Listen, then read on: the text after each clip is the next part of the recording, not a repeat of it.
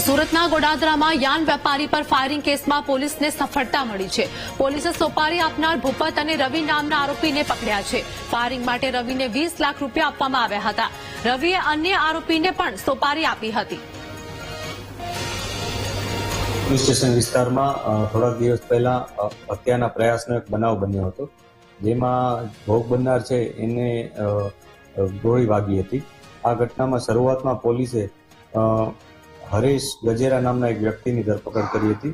ત્યારબાદ અમે વધુ ઊંડાણમાં ઉતર્યા હતા ત્યારે ખ્યાલ આવ્યો હતો કે જે હરેશ ગજેરા છે એને એના મિત્ર ભૂપત ધડુકે સોપારી આપી હતી। ભૂપત ધડુકે આ સોપારી જે ભોગ બનનાર છે સંજય પડસાળા એને પતાવી દેવા માટે આપી હતી। આ બાબતને લઈ અને એને આ કામગીરી કરી હતી, જેમાં એને 25 લાખ રૂપિયા આપવામાં આવ્યા હતા।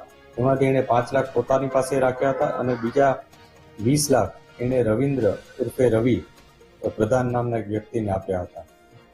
ત્યારબાદ પોલીસે આ બંને વ્યક્તિ ભૂપત ધડુક અને રવિન્દ્ર ઉર્ફે રવિ પ્રધાનને ધરપકડ કરી છે। એમની પાસેથી 5 મોબાઈલ પણ મળ્યા છે। હજી એની પાસે કોઈ એમાઉન્ટ છે કે નહીં એની રિકવરીની અત્યારે પ્રક્રિયા જારી છે।